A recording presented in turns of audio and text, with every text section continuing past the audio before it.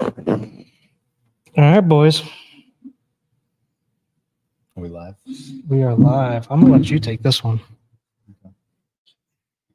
All right. Well, we're live again here on another hopefully good episode of the Indy Investors Speakeasy. Got Max, Brooks, and myself here today. And kind of like last episode, we're just going to kind of have some loose topics. Don't really have much structure of what we want to go over today. I know Max is kind of curious and hearing how we kind of run on the wholesale side and kind of the ins and outs on like what a wholesale business looks like and how that's structured, and then we'll probably come up with a couple fillers. So it's on your mind, Max. What do you want to know? Yeah, I feel like this is, of the 5 posts, this is like the most hodgepodge pairing that we put together. It is. You got you guys who communicate all the time, and me, who I think I probably have the least relationship with both of you of anybody. But that's changing now. So yeah, we're all here on the podcast, ready to go. I think for me, what's always rattled my brain is like, how do you break into wholesaling? Yeah. How do wholesalers make money from a perspective? I feel like there's just a lot of risk. Maybe I look at it from the wrong angle. Maybe I'm going from the ethical, like close and then wholesale angle, which I guess could be completely unethical. Yeah. I think that's the line that hurts my brain, is how in wholesaling, I feel like you're constantly doing this dance of being on the ethical side and unethical and the lens of like everybody. Yeah. I mean, that's really, it's not a misconception. That's pretty true for the most part. And a lot of the reasons why people are always kind of doing that dance around being ethical is really involves with the conversations with the sellers that they're talking to. From what I hear other people say is that they are more nervous to be as transparent as possible with the seller about what their intentions are. Because a lot of the times, especially if a new wholesaler kind of getting started, they're acting like a cash buyer, that they have money to close on the home. And they never really disclose to the seller that their intention is to never buy the property and to just assign it to an investor who actually has the money. So which is an issue. It's an issue. And whenever someone comes to me and asks about tips on wholesaling, I just say be as transparent as possible. Kind of outline your intentions. And when you do that, I've rarely seen many sellers push back. They're just like, okay, well, as long as I get the number, if you're saying I can still get the number that I want, I don't care what you make.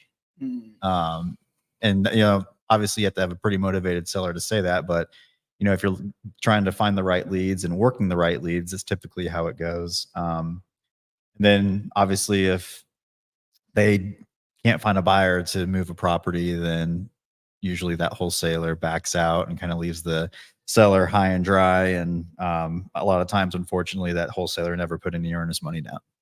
So that's when, a bunch of red flags pop up, and you might see sellers kind of getting upset and filing complaints with the attorney general, whatever it may be. But as far as the unethical side, look, that's kind of like where that kind of stems from. The risk, really, there isn't much risk to getting into wholesaling if you're not planning on ever buying a property. Some stuff that we do is the whole tail. Well, we will buy the property and close on it, and then we'll start marketing it to sell either on the MLS or through our network of buyers. That's when risk is involved, because now we have a property we need to move, and we need to move it at least a couple bucks above what we bought it for, so we don't lose money. And as long as you do that right, then it's all good. But I've seen plenty of times, I've been a part of a lot of transactions, unfortunately, that they didn't go to plan, and you lose a couple $1,000s because you didn't underwrite the deal right. Maybe you missed something on your inspection when you bought the property, and for whatever reason, it didn't work out. But I feel like setting out to wholesale is probably the most challenging way to approach it. Yes and no. You can probably get more deals that way because you're able to offer a little bit more than what you would offer as a like a true wholesale. Because like a good wholesale property is one that an investor would buy, but also a homeowner would buy. So it's not completely trashed. It's livable, probably outdated, but a good starter home for somebody. So since it's in better condition and you have a bigger buyer pool, you're usually able to offer that seller a little bit more money because you're expecting to get a higher price on the other end. I guess that makes sense. I think where my head went back to is like the amount of hours of cold calling. I probably have to go into that to convince Yeah, the seller. you can either do that yourself or you can outsource that. Right, So that's true. if someone's usually getting started, they're usually the ones doing it because they don't have like a marketing budget to pay every month to have someone do the calling for them. And that takes a lot of time and a lot of, takes a lot of mental stamina to get through that on a daily basis because it's so monotonous. It's crazy. Yeah. Right. For example, we outsource all of that, and it's kind of easier for us to make offers on stuff like that if we're going to wholesale it because we're going to close on it no matter what. Everything that we offer on, we plan as if we're like, if this doesn't wholesale before the contract date, we plan to take it down and wholesale it. The deal should just work inherently, right? So yeah, it doesn't really change in terms of like the front end side of it. It's just like you said, if you're doing cold calling on your own, that's a whole animal. That is, it's a lot of hours, but it would be the same amount of hours really if you're wholesaling or wholesaling on the front end. Because you're going, I mean, correct me if I'm wrong, but the way that I'm understanding it is essentially you protect yourself with as many exit strategies as possible. Try to tailor marketing to what markets you want to be in. Yeah. But say it's 123 Main Street. It's that looks like grandma's house hasn't been updated since 1965. Could be that perfect first time homebuyer's property, but also could go to a burr investor potentially. Yeah. Is a strategy, get it under contract, start the wholesale marketing. If that doesn't come to plan, then it's wholesaling. Yeah, I think inherently we can offer a higher price if we wholesale it. Yeah, so like going into so if you start as a wholesale and that doesn't go to plan, you're like, okay, well, even better because we could ask for $10,000 more if we take this down and try to put it on the market. Which you guys are at scale, so that becomes a little bit easier, I think. Yeah. Than in the beginning. Like the way we look at a deal is kind of like what you said, who's going to buy this and what price are they going to buy it for? An investor is going to buy this for 50,000. However, I could probably sell this on the market for 68,000. So let me try and wholesale it and see if I can get the 50. If not, we are okay with taking it down because we know that we're going to ask for more on the market for someone who wants to buy it for themselves. That's kind of how we look at it. So it's like here's plan A, then plan B. Or sometimes we're like, hey, this is a Westfield property, for example. This is a deal that we need to buy because the buyer is on the open market and that's the highest and best buyer for it. And we're not going to try to assign it because we won't get nearly as much money as if we were to buy it and sell it. So the cold callers making the touch, they're getting the interest sparked. And then does it come back and then you guys take a call and decide kind of before the call what the approach is? Because I'm just putting this back to like my head, what I see in the marketplace, I help people sell properties, right? So there's obviously times where I'll be on the phone and I'm like, why would we put this on the MLS? I could have you under contract in 10 minutes because I have the buyer that's perfect for it. Yeah. It's like, in that sense, I'm wholesaling. Actually, you guys are just making more money than I am. I'm getting ripped off because I could say, hey, I'll buy it from you for 150, but I know that my guy over here will buy it for 170. Yeah. So the cold callers for us, they're basically getting anyone that's raising their hand saying, yes, I would be open to selling my house, as for a cash offer. And here's my time frame. Like we don't want to overqualify. We don't want the third party over qualifying because they don't know exactly I mean, we tell them what we're looking for. We tell them what we're doing with these properties, but I don't want them to overqualify a seller and lose an opportunity. So as long as they are willing to sell their house, they've got a time frame and they know that they're getting a cash offer, that gets sent to us. And then we have an assistant who is basically our full-time lead manager go through our qualification process. They check all the boxes to make sure that they either have a motivated seller or not, they have equity in the home, they're the decision maker, they confirm the condition, and there's no one else that needs to be a part of that deal to make a decision. Once it goes through that, then we set an appointment. And then that person also just does all of the lead nurturing, follow-up calls, and kind of just communicates with us on the status of everything. With that lead manager, I assume that there's quite a few people that could probably be close to just go straight on the market and maybe wouldn't want to. I mean, I know that you guys aren't coming in to say, hey, we're going to daisy chain every single deal that we're doing and have, contract to contract. But something that Nick implemented this year that me and him have tried out a little bit as he's poking in the wholesale space. There'll be leads where they're like, no, I don't want to sell it to you, but like I'm going to list my house on the market, but still recovering those leads by him just handing me the contact. They know that I'm calling. It's a very warm call for me to say, oh, you just spoke to this guy and told him that you're ready to sell and that you want to move. You just don't want to sell it to the wholesaler. Yeah. Because they, sniff out the call. Yeah, we get a lot of those. Yeah. And then do you guys just take that to market, or where do you?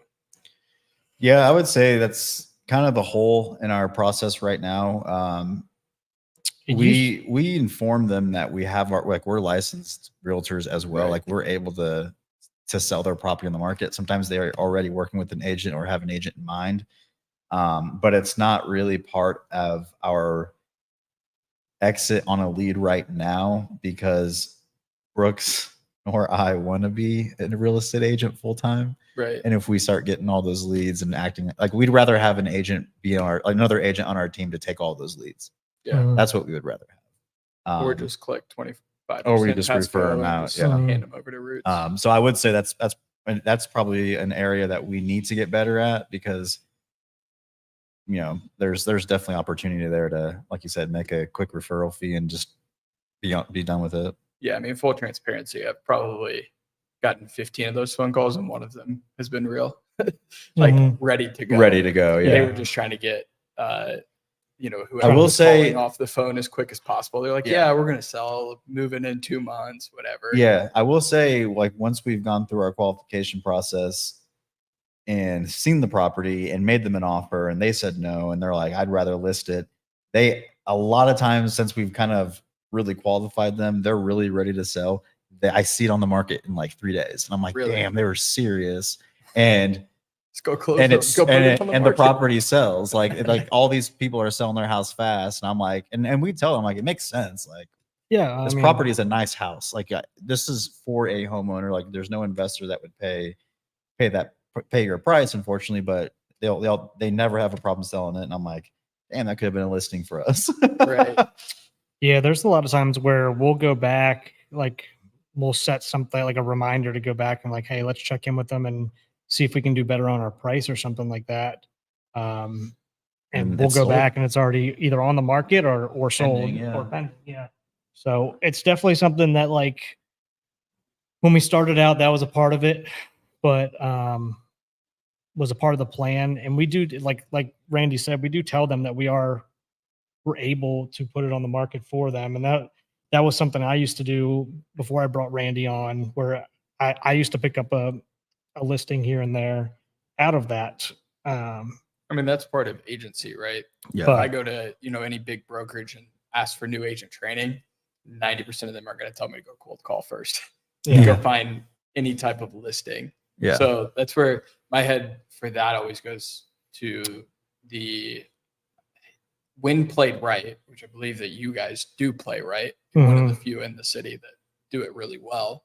And I know that because I'm not getting 1,000 marketing emails every day from you guys. Like, we're not daisy chaining everything. Yeah, when it's a deal, you got to come see the house on Tuesday at 1 p.m. and you got to close on Thursday. Like, Yeah. I don't get those emails. It's, hey, Yeah. we have this one coming up about to be under contract. Are you Let us know. interested? Yeah. And that, to me, from the agent seat, is the best way for me to then bring a client Yeah. and say, hey, I know these guys. Yeah, disclose whatever. Yeah. They're wholesalers, but they're not your typical wholesalers.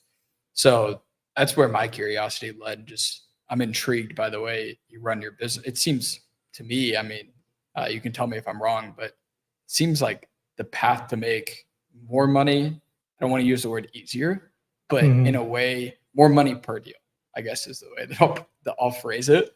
Where sometimes I'm just chasing tail as an agent. And not only that, like we talked about this on the last podcast that is probably coming out today, actually. If we build that relationship and that trust with an end buyer, because we always try to go back and check in to see how they did on the deal, if it's an investor. And if we do a good job on that sense, like it's not going to be a one and done and leave somebody with a sour taste in their mouth. Hopefully they'll come back and buy 10 more properties from us. Yeah, you guys are much more relational than that's our goal, at least. Yeah, we try for to sure. So I was telling Tyler last week, like ideally I'd love for my buyers list to be like 20 solid people. Yeah. That's who I always sell to. Right. I want to sell to everybody, don't get me wrong, but like when you just have that relationship, just makes everything a lot easier. Everyone's on the same page and say, hey, Max, here's a deal for you. I know you like it. I know your numbers. And you look at it and say, you're right. Boom. Yeah. As long as our ARV is on point and our construction costs are pretty close. Like, I always give out a range on construction. I mean, no one ever knows. Yeah, everyone has a different price. Even contractors don't truly know. Yeah. Like, let's be honest, there's change orders. I just had a unit turn and they change ordered me $3,000 on a unit turn. Like, how are we having $3,000 that you couldn't see when writing the bid? Yeah, and I feel better when we send stuff out because we have Steve. Like, if you've watched the podcast, we have Steve Lehman go to every property. So it's really kind of based on his, and we try to align that with Paul's ish as well. So they kind of know where each other are at on prices. So he gives us a range and we throw that out there. And we also say, like, it makes us look better because we can say, like, we're not just making up a cost. Like, this came from a third party that is not affiliated with us. So yeah, it just builds a little bit more credibility on our end too. Like, I've always been like, I see a lot of wholesalers really pushing their ARVs and their rehab costs. And I'm like, 10K recap. I've always just let the buyers figure that out because they're not going to take my word for it anyway. Like, I used to send out properties. Nor should they. Right. Yeah. No, they shouldn't. I mean, they should. Yeah. I always used to send out deals with no ARV, no repair costs. Here's the photos. Here's the address. Here's the neighborhood. You decide how, like, and then I got some pushback from some people, but I never really still did a lot of deals, but I never, like, no one's ever like, what's the ARV? And they always did it themselves. Then finally, I had like a handful of people say, can you provide ARV? I'm like, I can. But your ARV might be different than my ARV than his ARV. And if I give you a rehab estimate, it's going to be a $15,000, gap at least. Yeah, and that's because, like, I work with repeat flip clients. Don't help them purchase. They go have relationships with wholesalers on the same thing of one in my head that should be on your guys' list. That should be on your short 10. Yeah, probably be your number one call for anything flip related. But he'll go and purchase, and then he comes back to me and says, what's the ARV before I close on this, just as a quick he's like check. At the closing table, what's the ARV? Yeah, I mean, sometimes it's very, very quick timelines, and he's like, hey, just a quick gut check, let me make sure that I'm on my numbers here. Yeah, I can give a range to everybody and get close if I know that if Nick's team's doing it and they give me the SOW, I can then envision what that actually looks like for resale. Yeah. With his team, I know, with my client, I know exactly what flips they do, exactly what finishes. I know the type of shaker cabinet that's going in there. Yeah. I can spit within, 0.5% of what we'll actually close on. Yeah. Because of that experience for the first time he sent me one, pretty sure I was like $15K off 3 months later when we were listing. Yeah. And it's just like refining that over and over again. Yeah. So I like that approach of like just it's like relational wholesaling. I haven't seen anybody do it necessarily the way that you guys do. And it's always intrigued me because I feel like you guys are doing it correctly. When there's, and like you said with your client, like we have, I don't know, probably 3 people that if we have a lead come in, we are like, all right, this is like, if we can get it for this price, this is good for this guy or this guy or this guy. So we kind of, same thing with you with that guy, like, you know what the criteria is, what they're looking for, what they're trying to make. We're pretty dialed in with a couple of our guys that Yeah. we're just like, hey, this seems like it'll fit for you. What do you think? And they'll quickly look at it and they're just like, yeah, sounds good. So same kind of deal. What's the worst way to start in wholesaling? I guess, like we said, getting stuff under contract that you don't intend to close on. I would say, yeah, I would say that's definitely one of the worst. And what happens from that? Like, what's the repercussions that are the Your risk reputation's dead. Yeah. Right. I would say mixed with that in a very close second would be to start out by daisy chaining other people's deals, man. Yeah, that's gonna give you a bad name, and everybody in the And area. The biggest thing that happens that I've got seen names is blowing in my head as you're throwing these out. the biggest thing that happens that I've seen people do that is I'll send out, as an example, I'll send out a deal. Brooks is a new wholesaler. He sees my deal. He just marks it up $5,000 or $6,000. He emails it out or he puts it on Facebook. Well, the same people that are on my buyers list, probably on Facebook, probably in the same investment groups, now they see Brooks's deal with my photos at a higher price. They reach out to Brooks, give him some shit, call him an idiot, say, hey, Randy's got this for $5,000 less. Like, you're a joke. And now Brooks's reputation's dead. Right. And now every time someone sees Brooks put a property on Facebook or whatever he's doing, they're assuming that Brooks does not have that deal. It's really Randy's deal or someone else's deal, and they can never get their foot off the ground. I personally know people in Indy that do that. I am on their email list. I delete them every time. I'm like, it's not even your deal, because I've seen it happen maybe 20 plus times where I'm interested in the property, find out it's someone else's deal who I also know. I'm like, well, why am I going to you? Yeah. Right. So I purposely now, like, I don't unsubscribe because I like to see the activity. And I like to see if they're doing it to our deals. I like to see, yes, because I've seen that. I was about to say, you can scroll on the bottom. There's a little blue highlighted. I actually recently saw that with ours, but I just delete them. I see that they sent it. I'm like, yeah, I'm not even going to invest my time in this because I know it's a daisy chain. I'm out.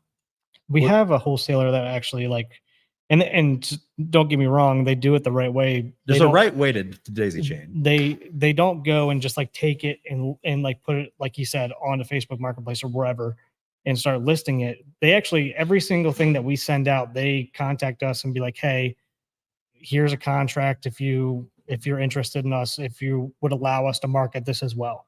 Like, they ask, which is the least you can ask for, right? But we never really let it happen unless it's a deal we're having trouble moving or something, which has rarely happened. But like, well, yeah, at least they come to us and be like, hey, if you guys, we can market it too. If you don't care, here's a contract. Let us know. Like, yeah. So, I mean, that's good if you like do the whole JV agreement. And actually, I think I'm still not a big fan, but that's technically the right way to do it. I like that they actually best way to do it is, and then don't do it if you tell them no.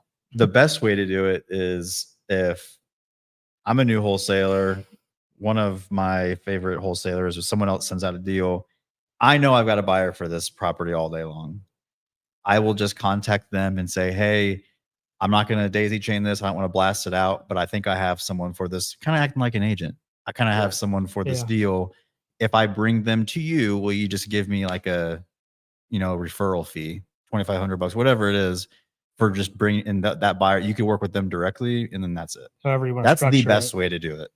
Yeah, I'm probably leaving money on the table not doing that. I've always taken the approach of, here's the wholesale packet.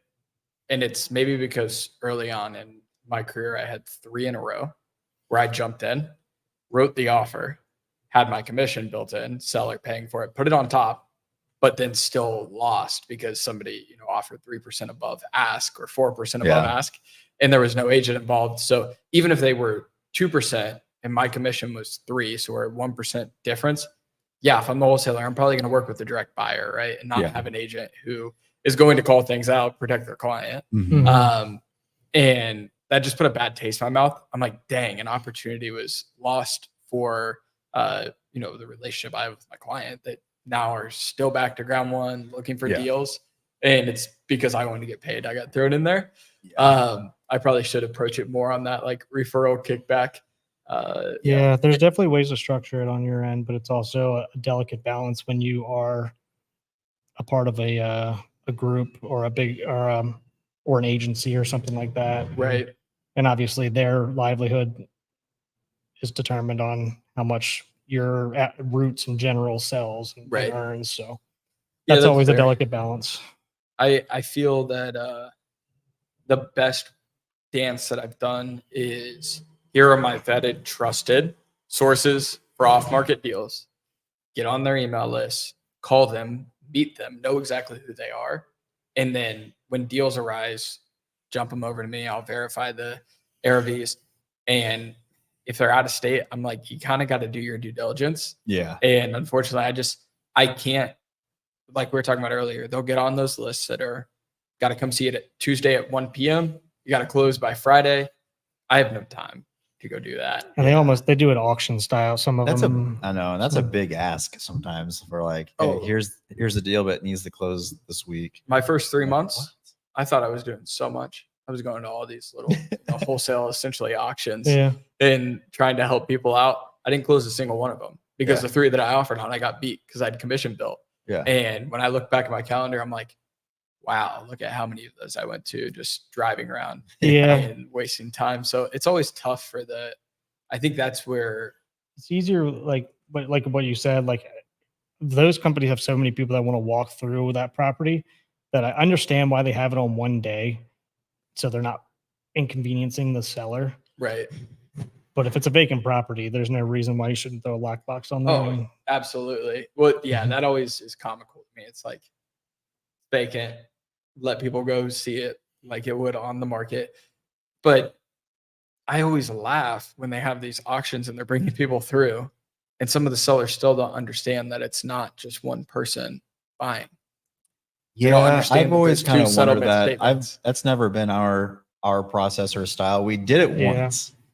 We did it one time in that Sheridan deal because it was kind of a last resort. We didn't really want to buy it, but I knew it was a deal. So I'm like, I'm gonna have to do one of these freaking group walkthroughs, which I just think it's weird for the seller, like you said, because they're not really sure what's going on, and it's kind of a last resort. Yeah, it's kind of a last resort for us. I mean, some people that's every deal. That's how they do it.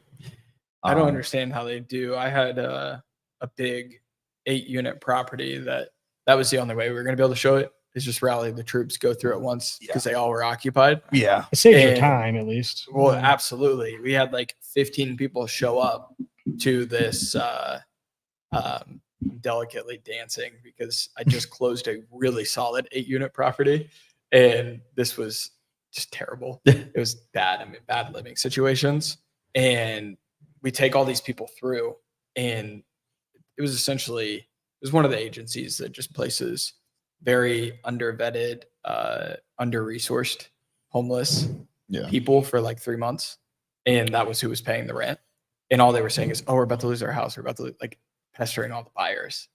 Super concerned because they thought they were about to lose their house. Maybe some of the buyers they were, I don't know. Yeah. That was like the most painful thing to take people through and to arrange that. I'm like, I don't get how that's somebody's job every single week to go and host those. It would be terrible for me.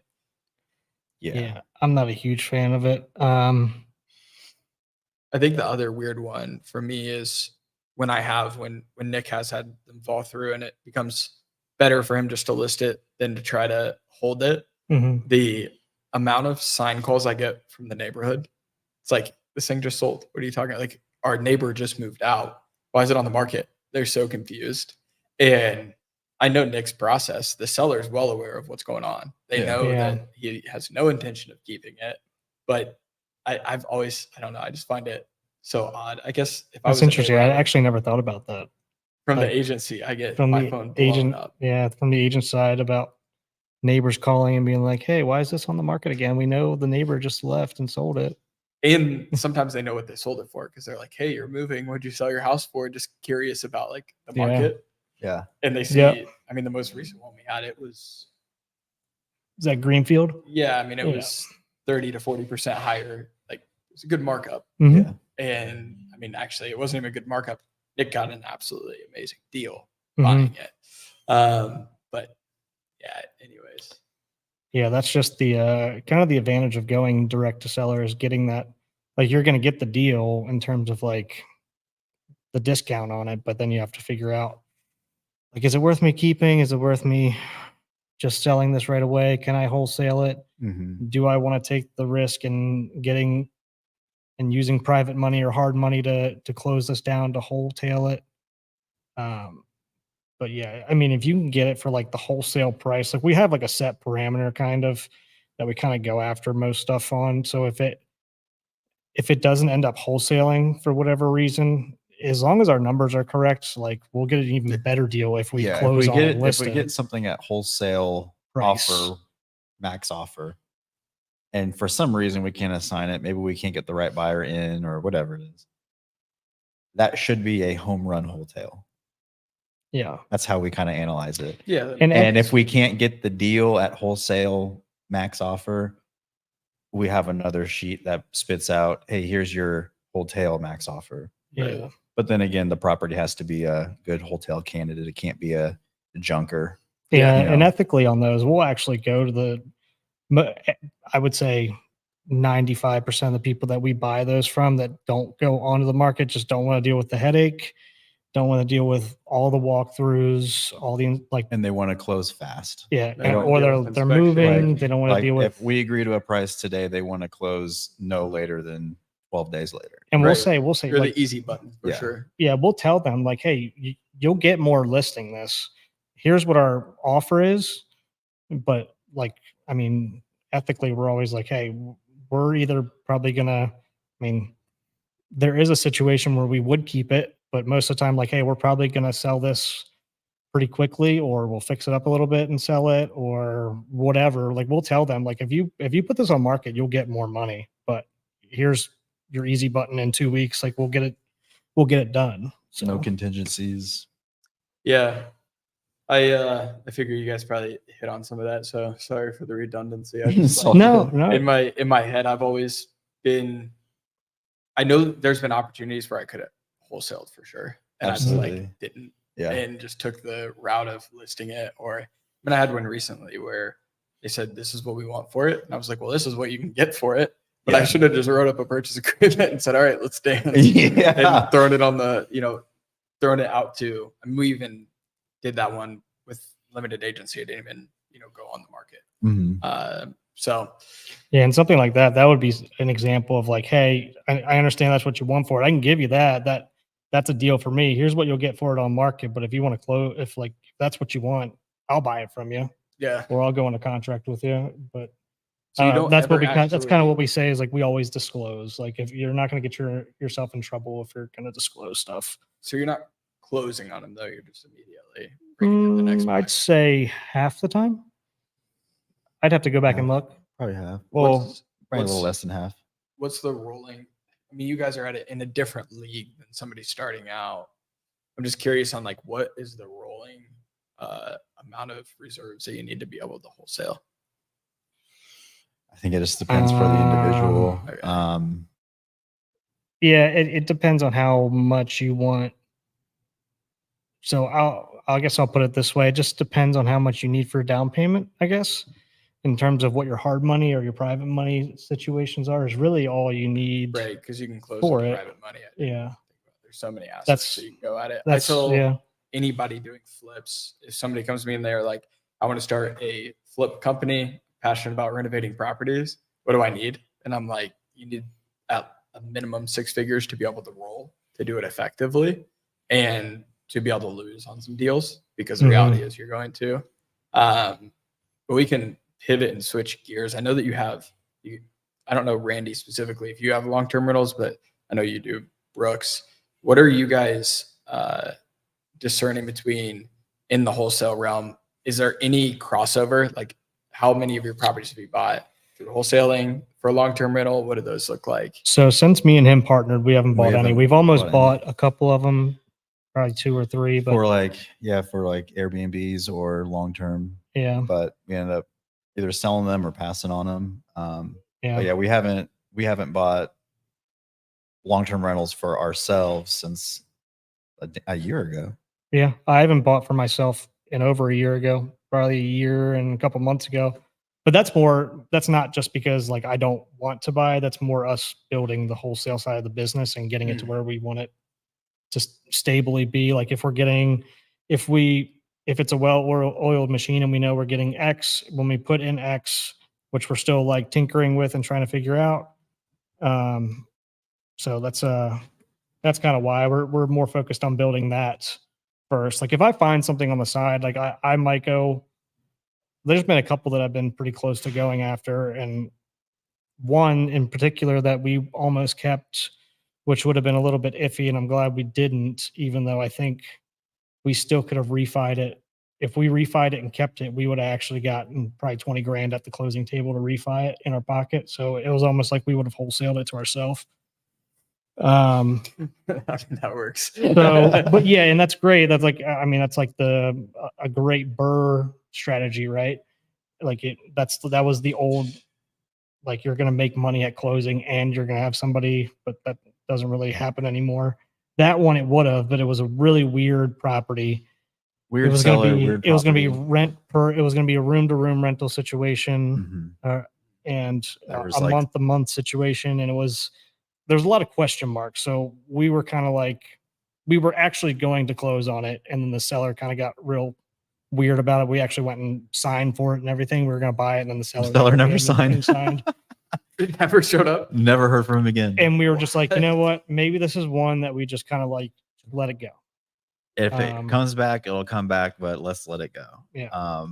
From a management side, that would have been a lot of cleanup to like the leases and stuff. Self-managing that, good luck. Yeah, there's like 6 bedrooms rented per bedroom, and it just so happens like a couple months later, probably like 4 months later. So we would have held on to it for a little bit. But I meet somebody in one of Roots's events that does like rent by the room kind of stuff as their what they do, and I'm like, man, I wish I knew you 4 months ago. We had a deal. We had a deal. Yeah.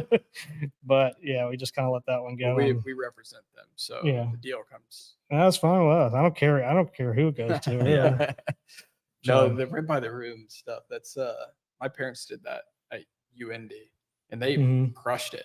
Oh, around college campuses, that crushes. My mom though was like a therapist, a house therapist for the few houses that they had. 2 houses, 7 tenants between them, and the amount of calls from like, she's not doing her dishes in the common space.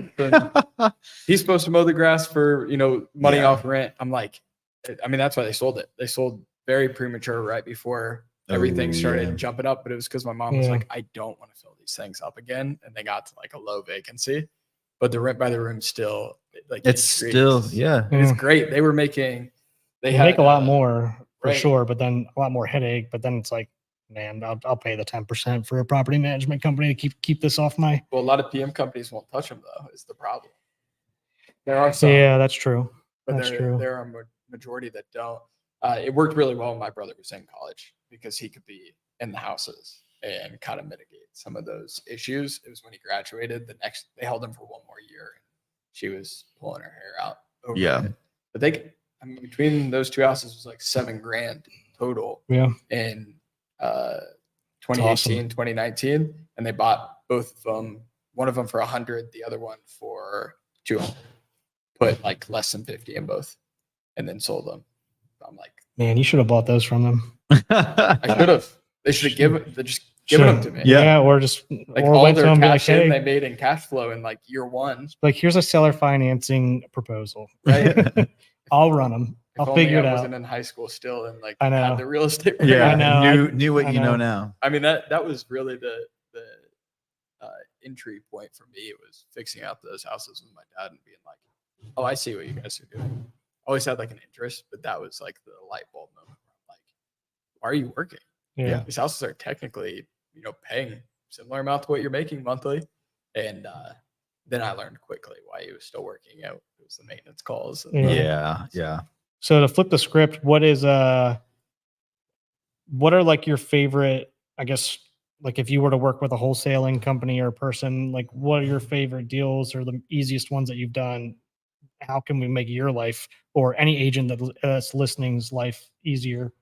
Yeah, I think being the wholesale company that sends me the deal, sends my client the deal, knows who my client is. And if you're going after, like if they pursue you through after a deal, like letting me know, hey, by the way, John Smith reached out. He's going after this. So that it's like a nod back to me to reach out to him and be like, hey, I heard that you're under contract for whatever. Because I mean, tomorrow I will be closing my 50th transaction this year. I don't care if people are going and buying from wholesalers. Like it's so much easier for me. Yeah. And having that just like kickback for the relationship to know who they are, what they're pursuing. Hey, agent, by the way, and then I can check in. It's probably I'm probably the only agent that would say that though. Most of them would be like, give me the deal first. Let me see it. Let me get it to my clients and then put it like, I don't need that. I just need great deals coming across my email. You have a real client then. Like Right. You have someone that you guys both trust each other.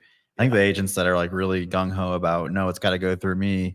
They're probably not so tight with that investor client as they think they are. Yeah. So they're worried that they're just going to work with this wholesaler and then never work with that agent again. Right. It's like for me, I know it's either going to be a rehab or they're going to keep it to the rental portfolio. But at one point in time in life, I'm younger than the dude. Knock on wood, nothing happens. You're going to be there. Yeah. I'm going to be there when it's time to sell. So like, why care today to make the couple $1,000? And like I said, I got in the way whenever I was trying to work the wholesale game. Yeah. And that's I have a ton of clients who I've sold on the back end where they've went for wholesale. I'm doing it with Nick right now. There's a property that he bought that I think I'm listing it. I don't have it under contract. Dude might have already sold it. I don't even know. But I'm just waiting for him to respond to my text. We've talked on the phone 3 times and I haven't brought it up because I'm like, he'll let me know what's up and what's going on in the process. And when it's time for me to put my sign in the yard and get it moved, I'll do that. And whatever happens, happens. Because I'm not worried about that. Yeah. It's I could give a masterclass on how I think the etiquette of agency goes, but there's 13,000 of us in our small market. Like, let's be honest. Yeah. There's so many different ways that people approach it. Yeah. And inevitably, everybody's a little bit different in terms of how they like something handled. So you're probably going to step on somebody's toes unintentionally at some point. Oh, absolutely. So, just having a little bit of understanding is good on both ends. And then for the next time, honestly. So, yeah. You guys ever pursue land at all? It's funny you bring this up. No, we have not. We haven't. We did for like a month.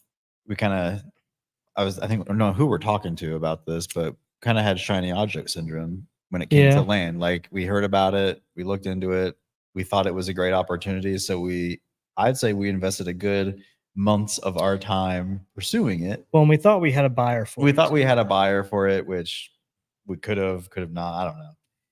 I think it gave us an excuse to look into it. But we figured out, wow, we're kind of straying away from our goal.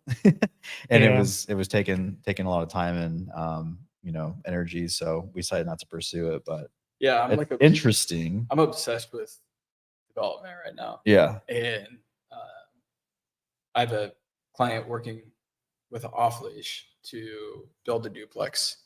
And I'm like, I want to go do that now.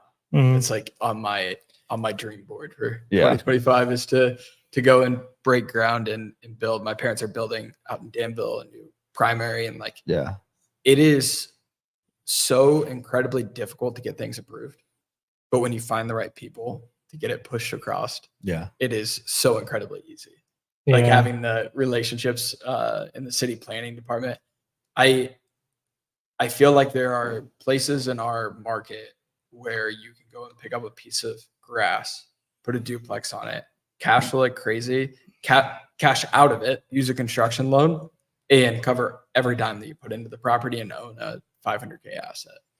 And I am like, I'm ready to attack it. But That might be a podcast for the future to go kind of over the numbers of that and the construction numbers with Nick, just a ballpark, like, hey, what are we thinking if we were going to put 2 duplexes on somewhere, and Yeah. kind of give us his, well, they have the obviously plans they for it can't, now. yeah, so he can speak on it a little bit further. Obviously price and cost of materials and labor and stuff like that changes all the time, even when you own the construction company.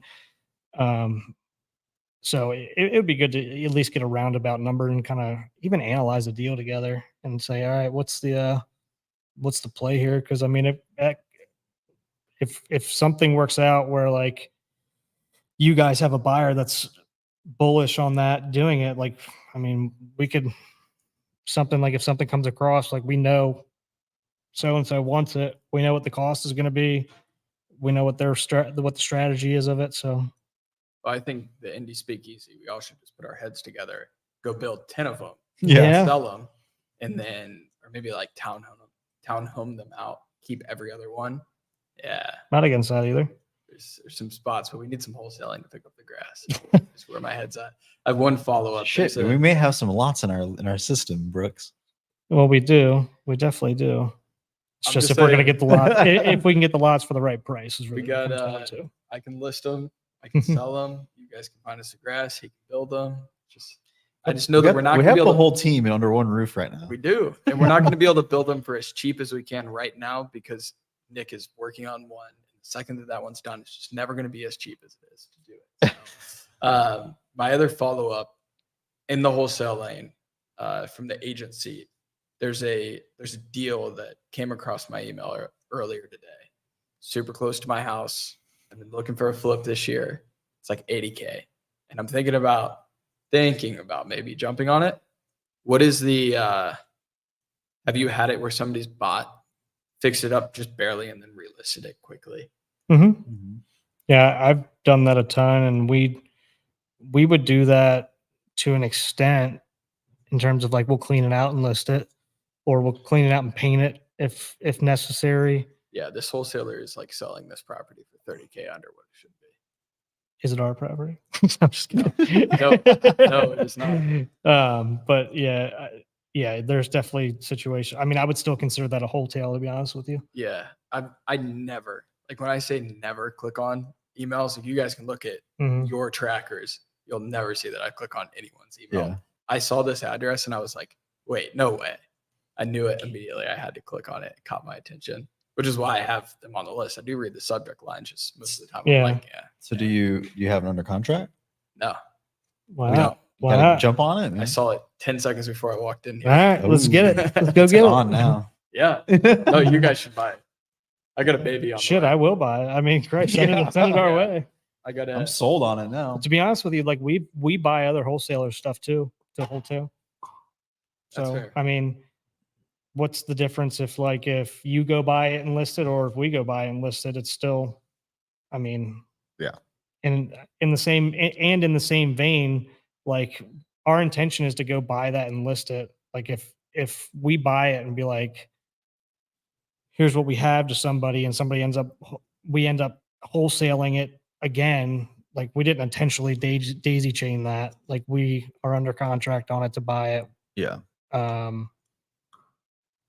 But honestly, stuff like that, we kind of don't want to wholesale. We'd rather wholesale it because we make a lot more money on it.